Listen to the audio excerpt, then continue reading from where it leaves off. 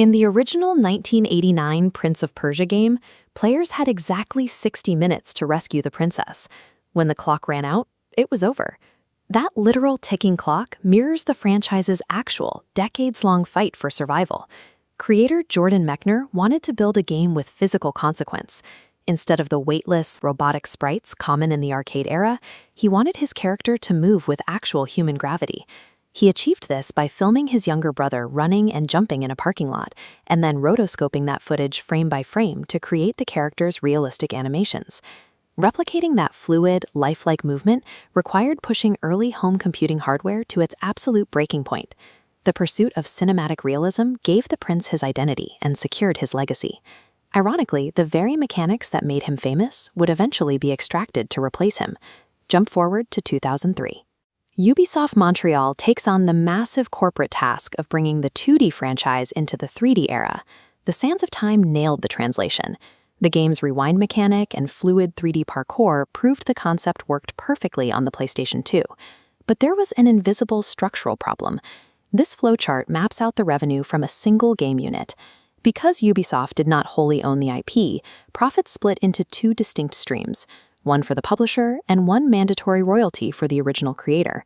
That specific structure reduced Ubisoft's overall profit margins compared to wholly owned titles, creating quiet internal friction.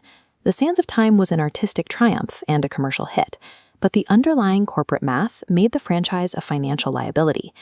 During pre-production for a spin-off called Prince of Persia Assassins, developers pitched a concept where players controlled an elite bodyguard rather than the royal heir. Executives reviewed the advanced parkour mechanics and realized they didn't actually need the prince character to sell the gameplay. They could simply cut him out. This pie chart illustrates the financial result. Assassin's Creed launched in 2007 as a 100% Ubisoft-owned property, carrying zero royalty fees. Internal resources, top development talent, and massive marketing budgets immediately shifted away from the prince and toward the new, highly profitable property. The mechanical innovations built for the host had been harvested to create the exact parasite that would systematically starve it. Deprived of premier resources, the original franchise scrambled for an identity.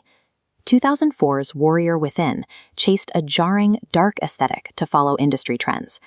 A 2008 cel-shaded reboot sold decently at launch, but was quickly eclipsed by the massive cultural and commercial footprint of Assassin's Creed 2. A 2010 Hollywood adaptation starring Jake Gyllenhaal attempted to leverage the brand's mainstream recognition, but bombed at the domestic box office. By 2020, Ubisoft announced a Sands of Time remake. They outsourced the project to newly formed studios in Mumbai and Pune, and forced the developers to build it on the incompatible Assassin's Creed engine.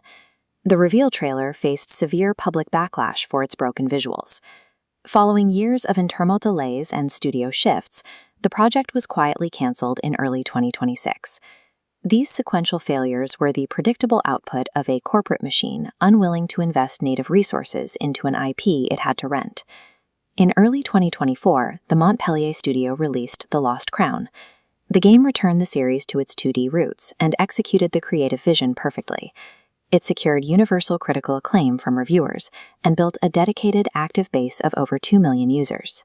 Despite achieving exactly what was asked of them, Ubisoft disbanded the core team shortly after launch. A proposed sequel was completely and flatly rejected. 2 million players simply could not satisfy the publisher's bloated, unrealistic internal sales expectations.